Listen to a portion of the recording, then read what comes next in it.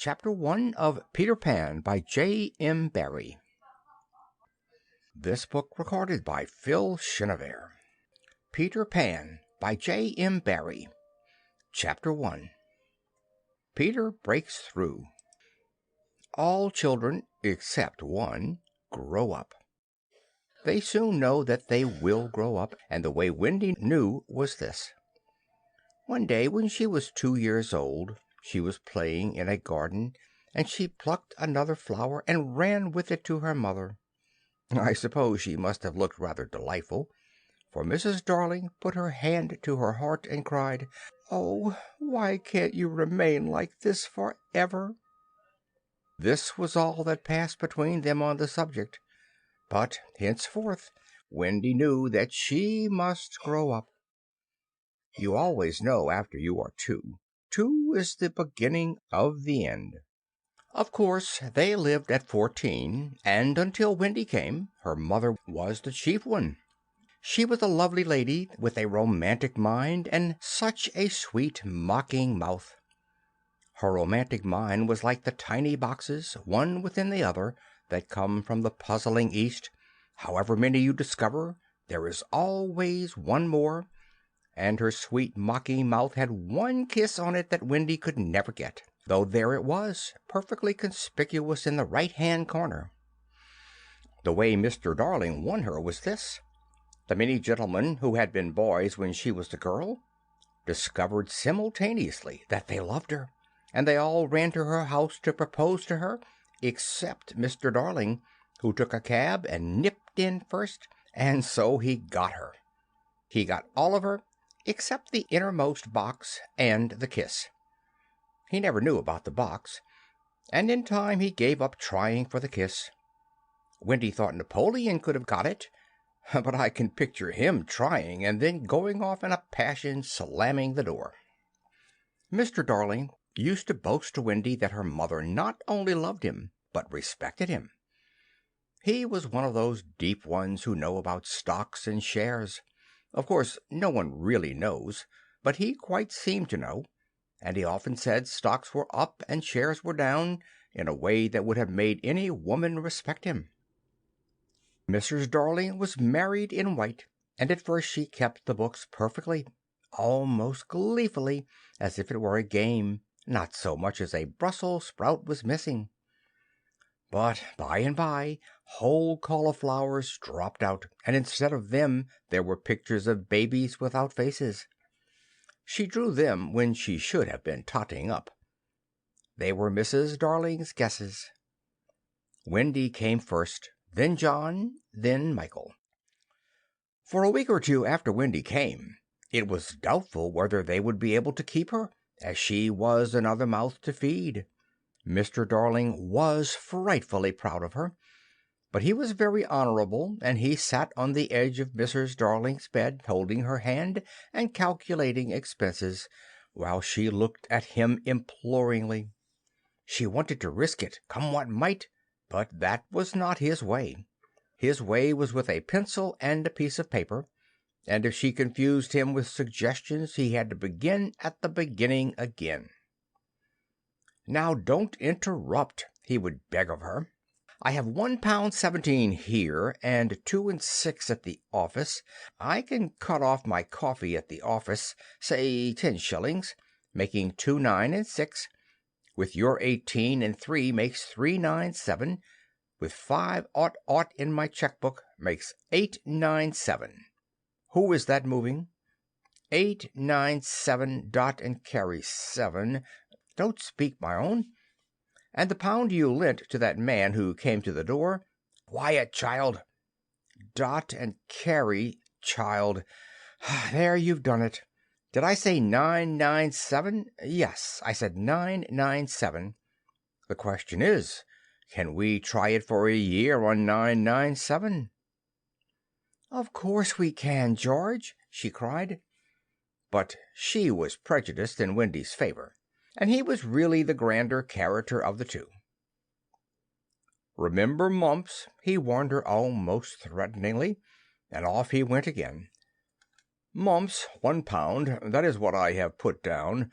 but dare see it will be more like 30 shillings. Don't speak. Measles 1.5. German measles half a guinea makes 2.15.6. Don't waggle your finger. Whooping cough, say 15 shillings, and so on it went, and it added up differently each time. But at last Wendy just got through, with mumps reduced to 12.6, and the 2 kinds of measles treated as one.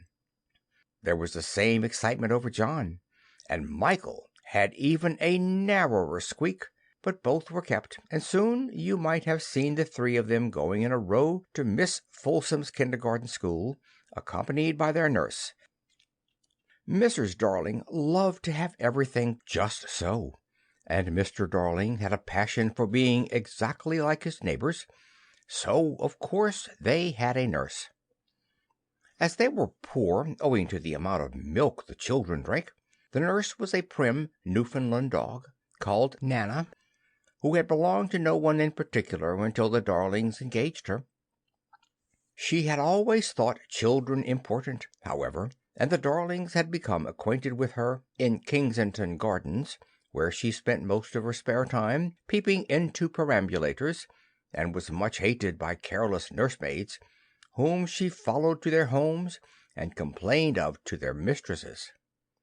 She proved to be quite a treasure of a nurse. How thorough she was at bath time, and up at any moment of the night if one of her charges made the slightest cry. Of course her kennel was in the nursery. She had a genius for knowing when a cough is a thing to have no patience with, and when it needs stocking around your throat. She believed to her last day in the old-fashioned remedies like rhubarb leaf, and made sounds of contempt over all this new-fangled talk about germs, and so on.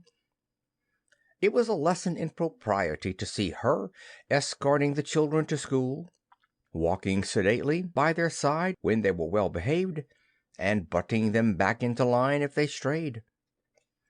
On John's footer days she never once forgot his sweater, and she usually carried an umbrella in her mouth in case of rain. There is a room in the basement of Miss Folsom's school where the nurses wait. They sat on forms, while Nana lay on the floor, but that was the only difference. They affected to ignore her as of an inferior social status to themselves, and she despised their light talk. She resented visits to the nursery from Mrs. Darling's friends, but if they did come she first whipped off Michael's pinafore and put him into the one with blue braiding, and smoothed out Wendy and made a dash at John's hair. No nursery could possibly have been conducted more correctly, and Mr. Darling knew it, yet he sometimes wondered uneasily whether the neighbors talked. He had his position in the city to consider. Nana also troubled him in another way. He had sometimes a feeling that she did not admire him. "Oh, I know she admires you tremendously, George," Mrs. Darling would assure him, and then she would sign to the children to be specially nice to father. Lovely dances followed, in which the only other servant, Liza, was sometimes allowed to join. Such a midget she looked in her long skirt and maid's cap, though she had sworn, when engaged, that she would never see 10 again. The gaiety of those romps! And gayest of all was Mrs. Darling, who would pirouette so wildly that all you could see of her was the kiss, and then if you had dashed at her you might have got it. There never was a simpler happy family until the coming of Peter Pan. Mrs. Darling first heard of Peter when she was tidying up her children's minds. It is the nightly custom of every good mother, after her children are asleep, to rummage in their minds and put things straight for next morning, repacking into their proper places the many articles that have wandered during the day. If you could keep awake, but of course you can't, you would see your own mother doing this, and you would find it very interesting to watch her. It is quite like tidying up drawers. You would see her on her knees, I expect, lingering humorously over some of your contents, wondering where on earth you had picked this thing up, making discovery sweet and not so sweet, pressing this to her cheek as if it were as nice as a kitten, and hurriedly stowing that out of sight. When you wake in the morning, the naughtiness and evil passions with which you went to bed have been folded up small and placed at the bottom of your mind, and on the top, beautifully aired, are spread out your prettiest thoughts, ready for you to put on. I don't know whether you have ever seen a map of a person's mind. Doctors sometimes draw maps of other parts of you, and your own map can become intensely interesting, but catch them trying to draw a map of a child's mind, which is not only confused, but keeps going round all the time. There are zigzag lines on it, just like your temperature on a card, and these are probably roads in the island, for the Neverland is always more or less an island, with astonishing splashes of color here and there, and coral reefs and rakish-looking craft in the offing, and savages and lonely lairs, and gnomes who are mostly tailors, and caves through which a river runs, and princes with 6 elder brothers, and a hut fast going to decay, and one very small old lady with a hooked nose. It would be an easy map if that were all. But there is also first day at school, religion, fathers, the round pond, needlework, murders, hangings, verbs that take the dative, chocolate pudding day, getting into braces, say 99 threepence for pulling out your own tooth yourself, and so on. And either these are part of the island or they are another map showing through, and it is all rather confusing, especially as nothing will stand still. Of course, the Neverlands vary a good deal. John's, for instance, has a lagoon with flamingos flying over it, at which John was shooting, while Michael, who was very small, had a flamingo with lagoons flying over it. John lived in a boat turned upside down on the sands, Michael in a wigwam, Wendy in a house of leaves deftly sewn together. John had no friends. Michael had friends at night. Wendy had a pet wolf forsaken by its parents. But on the whole, the Neverlands have a family resemblance, and if they stood still in a row, you could say of them that they have each other's nose, and so forth. On these magic shores, children at play are forever beaching their coracles. We too have been there. We can still hear the sound of the surf, though we shall land no more. Of all the delectable islands, the Neverland is the snuggest and most compact, not large and sprawly, you know, with tedious distances between one adventure and another, but nicely crammed. When you play at it by day with the chairs and tablecloth, it is not in the least alarming, but in the 2 minutes before you go to sleep it becomes very real. That is why there are night lights. Occasionally, in her travels through her children's minds, Mrs. Darling found things she could not understand, and of these quite the most perplexing was the word Peter. She knew of no Peter, and yet he was here and there in John and Michael's minds, while Wendy's began to be scrawled all over with him. The name stood out in bolder letters than any of the other words, and as Mrs. Darling gazed she felt that it had an oddly cocky appearance. "Yes, he is rather cocky," Wendy admitted with regret. Her mother had been questioning her. "But who is he, my pet?" "He is Peter Pan, you know, mother."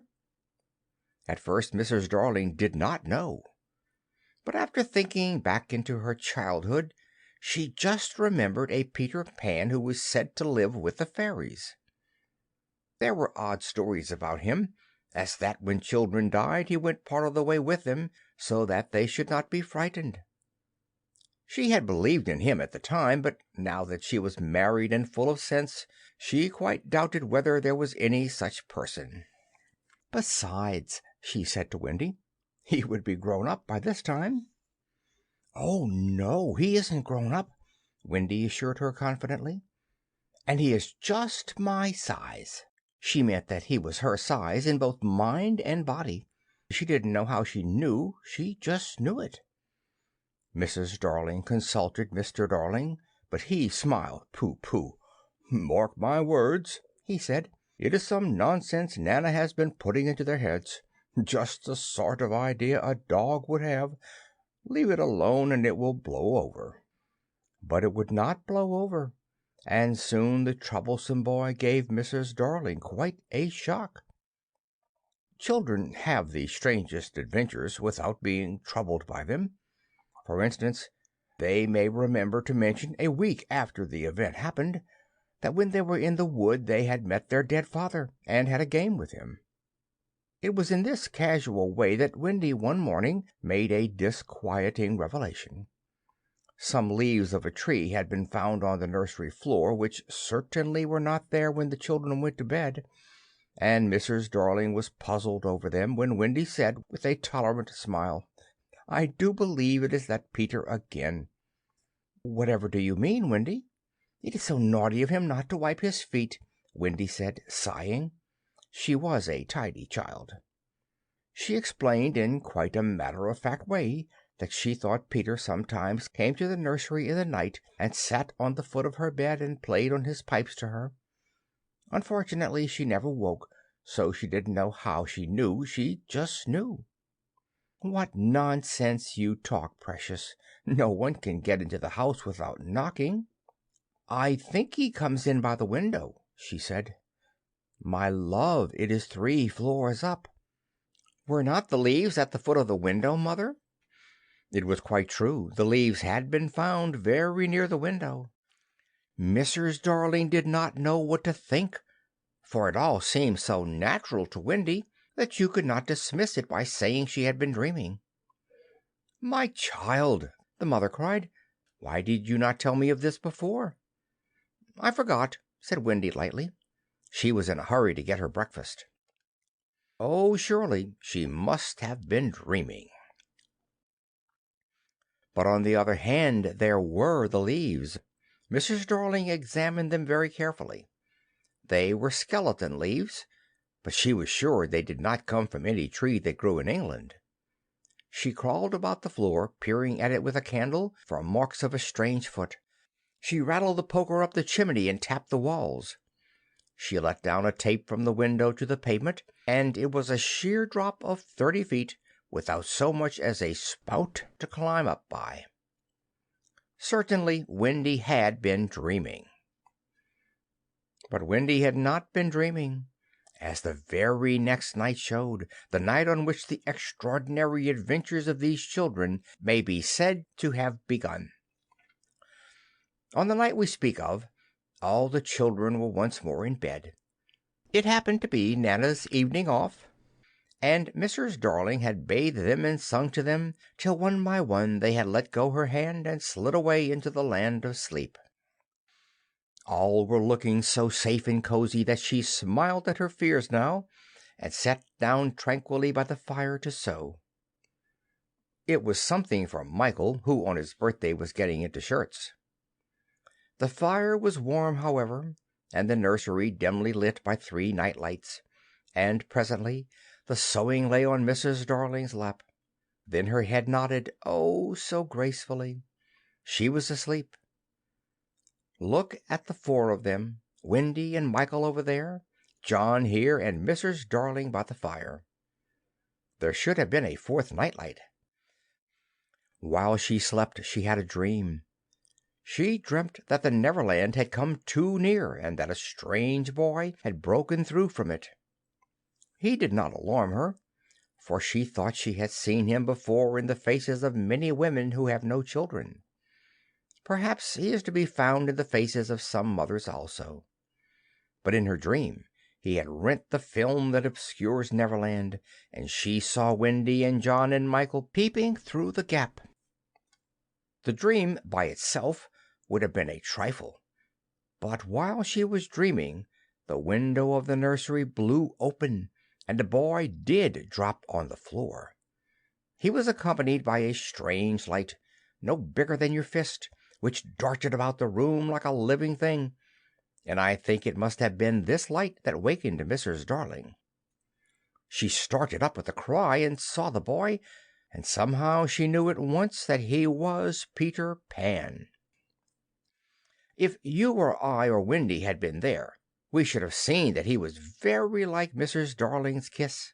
He was a lovely boy, clad in skeleton leaves and the juices that ooze out of trees. But the most entrancing thing about him was that he had all his first teeth. When he saw she was a grown-up, he gnashed the little pearls at her. End of chapter 1.